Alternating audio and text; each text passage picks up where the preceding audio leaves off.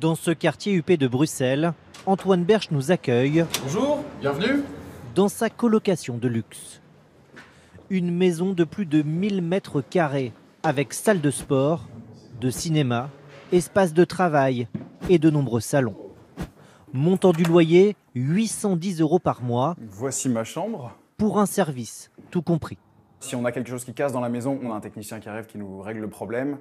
On a aussi tout l'aspect administratif qui est géré, donc le Wi-Fi, l'abonnement Netflix, l'eau, le gaz, l'électricité, tout ça c'est géré à part et on n'a pas besoin de nous en occuper.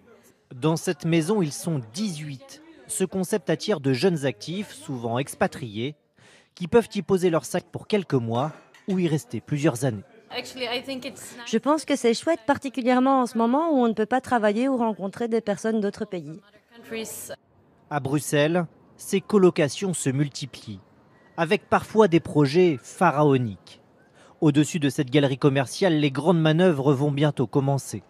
Chaque plateau, il y aura 2 colocations qui feront entre 13 et 20 chambres et qui font chacune plus ou moins 500 mètres carrés. Dans ces anciens bureaux et chambres d'hôtel à l'abandon, la plus grande colocation de Belgique verra bientôt le jour.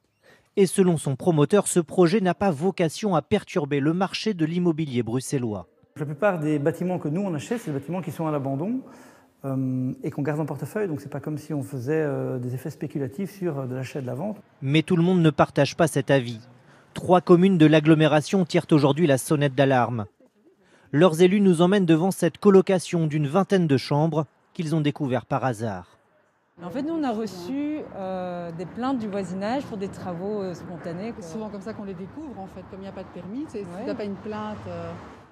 Pour une rénovation intérieure, le permis n'est pas obligatoire. Les élus dénoncent un vide juridique. On se retrouve avec des maisons unifamiliales transformées en des sortes d'appart-hôtels sur lesquels on n'a pas du tout de maîtrise. Et selon eux, cela crée aussi de la spéculation. À 50 mètres de là, un autre immeuble. 20 chambres. Alors qu'on pourrait faire combien d'appartements? 4. Ici, certaines familles et même certains promoteurs avaient fait des offres, mais ils n'ont pas pu s'aligner sur la société de colocation. Si un propriétaire a réussi à obtenir un bon prix pour vendre sa maison, mais les autres propriétaires d'à côté, ils vont augmenter leur prix aussi. Et c'est ça qui fait en sorte que nos communes deviennent de plus en plus chères.